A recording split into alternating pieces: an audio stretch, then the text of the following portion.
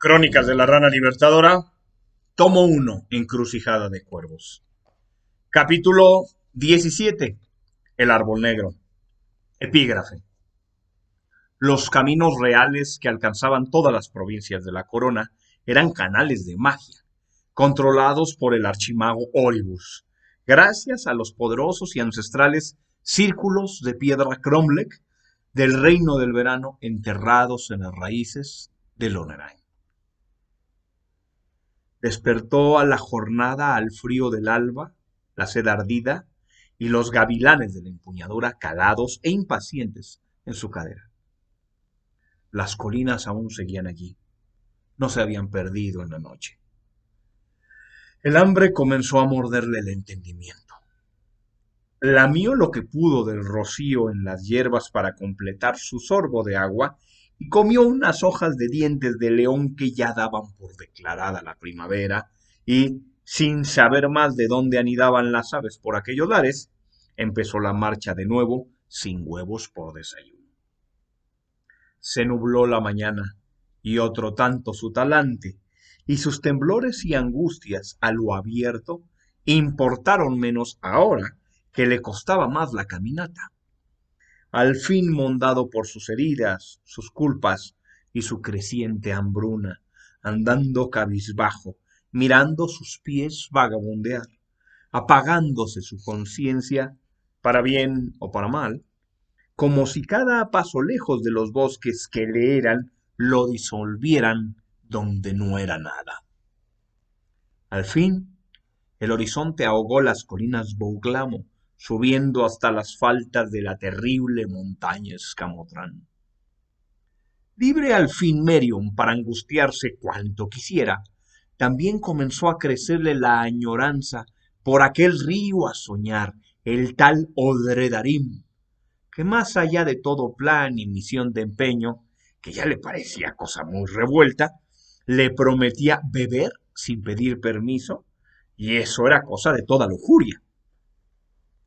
Un poco más de mediodía encontró muerto a un enorme toro salvaje al lado de su ruta.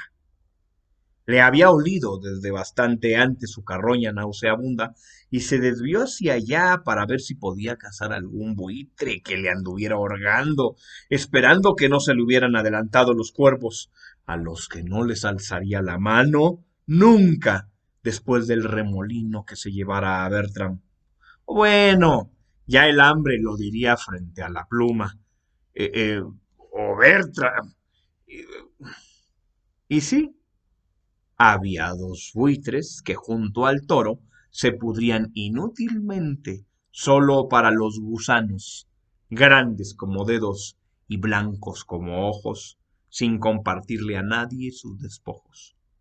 Los tres estaban cruzados con saetas de ballestas, los buitres solo de un par cada uno, el toro con todo el costado repleto. Ballestas de humano, ballestas de la corona, ballestas del tirano. Muertos, solo así y allí, sin comer, sin conspirar, solo así y allí, porque sí. Un ogro al menos se los habría comido. Merium no se atrevió a más y, revitalizado por la alarma, siguió lo suyo con algún vigorcillo renovado. Y gracias al seso un poco más despierto, no cayó a la zanja. De izquierda a derecha y en la ruta del sol se abría una zanja honda como una vaca y media, ancha como una carreta. Y más allá había un camino polvoso como 20 vacas más, que corría paralelo a la zanja hacia el este, probablemente a las praderas salvajes de la marca del Stadium, y al oeste, seguramente hacia el corazón de los valles. Era una ruta de abastecimiento que se poblaría tarde o temprano de bastiones, murallas y obeliscos runados del archimago con los que se controlaban todos los caminos reales. Al fondo de la zanja, aún en aquellas praderas apartadas, estaba esparcida de basura. ruedas partidas, botellas rotas, ollas abolladas, trozos de alambres oxidados, maderos podridos. ¿Y qué era eso? Allá, por donde el oeste desbordaba el camino polvoso del horizonte, parecía haber trepado una mota de polvo de parda turbulencia. ¿Y qué era que era? Medium se paró en las puntas de sus pies para tratar de ingenuamente de atisbar mejor. Un tornado, un incendio en la pradera, un grifo cazando a ras del suelo. Peor, mucho peor. Sintió que le colgaban los brazos flácidos hasta el suelo. Polvo. Un batallón. Se le escapó el aliento en una lenta exhalación que se fue transformando en un dilatado gemido. Miró a todos lados y las montañas al fin le fueron lejanas, muy lejanas. El polvo crecía. Giró sobre su eje un par de veces buscando algún reborde, algún matojo, alguna piedra, algún algo, alguna esperanza. El polvo crecía, dolorosamente lento. Corrió un par de pasos de regreso por donde había venido y, descubriendo que no alcanzaría a llegar detrás del toro podrido, cogió la daga buscando algún punto para comenzar a excavar, pero la guarnición de la empuñadura se le atoró entre los desgarros de la camisa, negándose a ser desenvainada. El polvo crecía, esponjando suaves ecos. Corrió de regreso a la zanja y se resbaló dentro, apresurándose a trampicones hacia la rueda rota de carreta que había visto. Cuajaron los ecos, un redoble de tormenta. Se arrastró debajo del fondo cenagoso de la rueda y se encogió de cara a la tierra, cogiendo la empuñadura con las dos manos, rogándole una vez más ayuda y protección. La tormenta retumbó un relincho distante. Trabó la mandíbula, rechinando los dientes, y sus pies, desertándolo, comenzaron a cavar por su propia cuenta en la ladera de la zanja. Los relinchos retumbaron cabalgares de cuerno, carne y acero. Una luz de tronantes truenos de cascos y hierros, la cabalgata tembló al suelo, templándola en vibrante quebranto del día, desmoronando tierra de lo alto sobre la rueda rota de la zanja, reventando los instantes con su desbordante crujir, aletargando el rayo de su terror para, un momento después, comenzar a menguar de nuevo hacia el horizonte, dejando atrás el camino quebrantado en una bruma seca de polvo amarillento. Merium abrió los ojos y, tímidamente, se atrevió a respirar. El sol lo encontró debajo de los rayos enmohecidos con haces de luz entrecortada. La daga habría refulgido bajo su son de haber sido desenvainada a campo abierto, siendo atisbada desde muy lejos. Rió como un idiota un poco. Se comió unos negros escarabajos que allí habían vivido hasta entonces y se atragantó el último trago de agua del odre. Tardó en tener el valor de asomarse al camino y no se atrevió a cruzarlo hasta que la turbia polvareda se desbordó otra vez en el horizonte. Aprovechó el cruce de la zanja del otro lado para orinar en el odre y salvar un trago para después. Al poco de dejar el susto y el camino atrás, volvióle la sangre espesa, los pies dobles y los ojos de hierba, arrastrándose erguido hacia donde el norte debiera ser. Así, cuando tras lo que pareció una muy extensa tarde, su sombra se alargó y se alargó a la derecha hasta hacer parecer humano al Mordin, y en cuanto se topó con un arbusto pequeño, se escogió debajo, bebió el sorbo amargo de orín que le quedaba y se durmió encogido bajo los ramajes casi de inmediato. Tercer amanecer en la pradera, y Medium Daviron sintió que sólo quedaba para despertar unos pedazos de Mordin. La boca reseca y ansiosa, y los pies desesperados, pero no mucho más. Lamió el rocío de la hierba, comió los verdes que se atrevió, y esta vez el sol ya trabajaba la mañana cuando suspiró y se encaminó al norte tras 2 intentos de volver a tenderse. Solo la sed era más que el hambre, y el hambre más que el cansancio, y el cansancio más que las heridas, y las heridas más que lo que recordaba. Ya no temía, ya no quería, ya no se culpaba, ya no se esperanzaba, ya nada de nada. No se dio cuenta de cuándo se nubló, hasta que se detuvo a resollar en una roca y sintió que el sudor de la camisa se le pegaba como un trapo de lodo al pecho y, al estornudar, descubrió que se habían ido las sombras y con ellas el norte. Sin importarle mucho ya si erraba o no la ruta, siguió adelante lentamente con una creciente cojera de la pierna izquierda, más de agobio que de lastimadura alguna.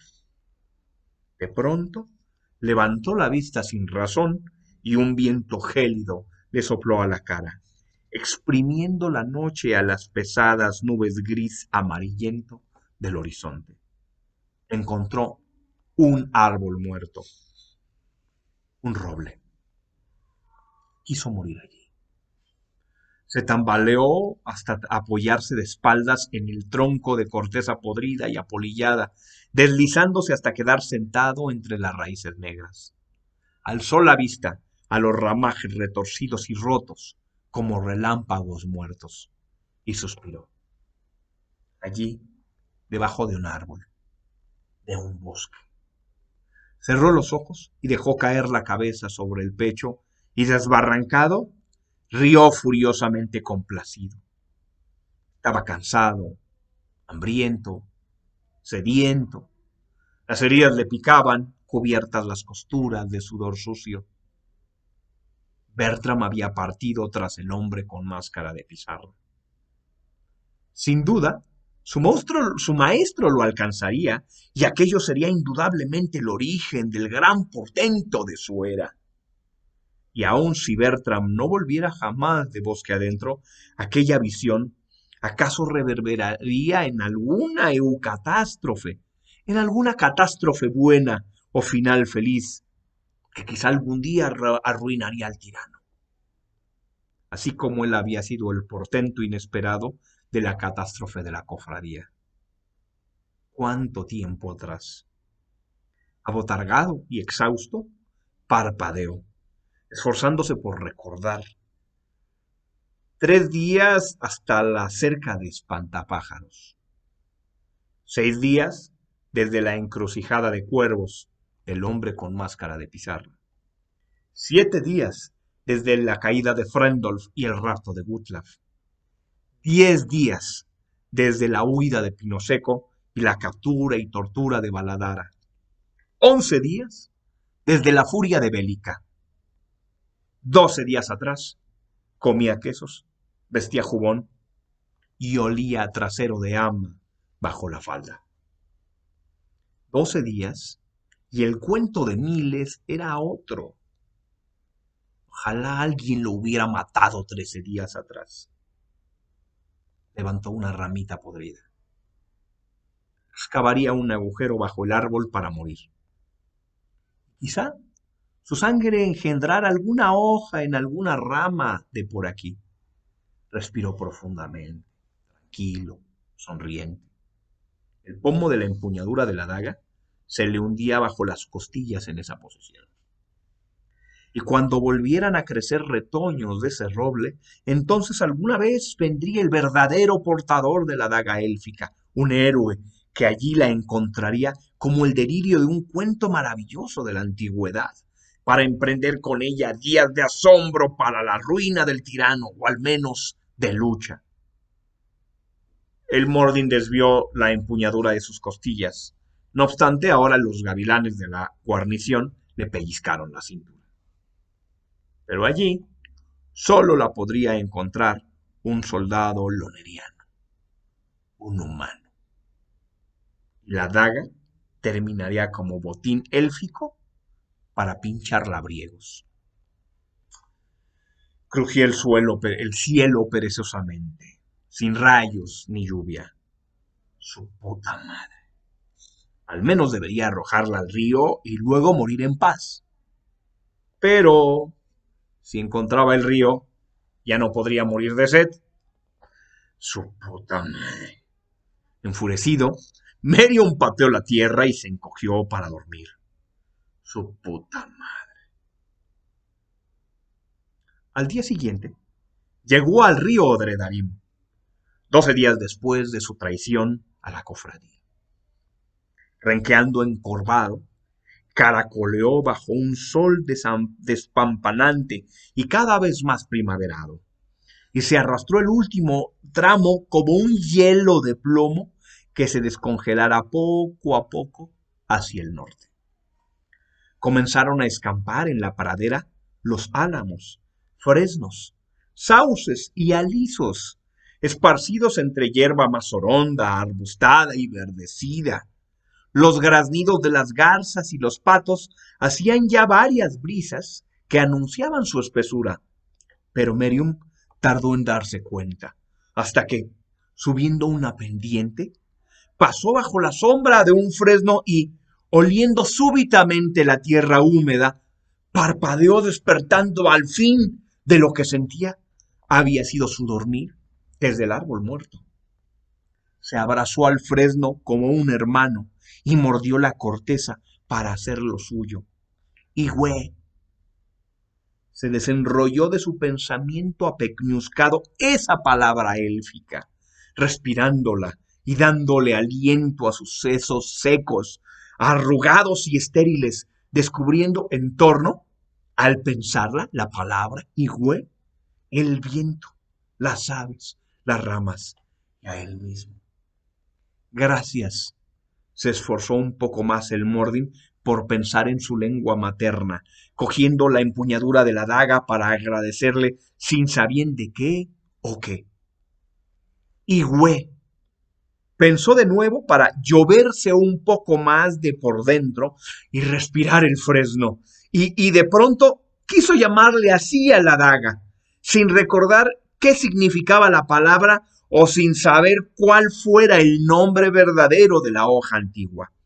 En ese momento atisbó las otras copas esparcidas de los demás árboles que rondaban aquellas trazas como vagando, meditabundos con pies de arbustos de blancas flores y avellanos de brotes finos.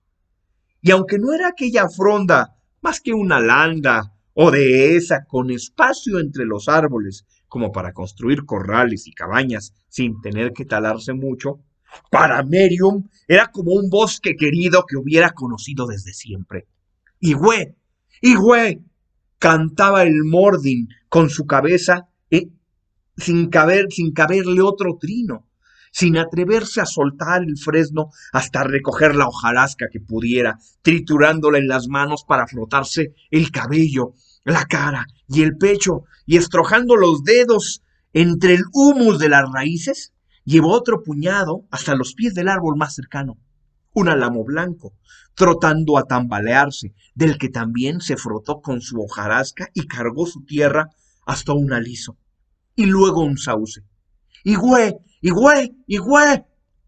Trinaba Merium con la boca abierta y seco silencio, bamboleándose al trote hasta un avellano, arrojándose bajo sus raíces para retorcerse bajo sus ramajes y recobrar bajo su parda telaraña lo que él había sido. ¡Igüe! ¡Igüe! ¡Igüe! Cantábase y cantábase el Mordin. frotándose hojarasca y llevando puñados de tierra de una raíz a otra, nadando ya entre las hierbas soleadas que le alcanzaban las axilas. Y así, trinando y temblando, cruzó el umbral de los juncos y cayó en las aguas del río Dredarim. Crónicas de la Rana Libertadora, tomo 1, Encrucijada de Cuervos.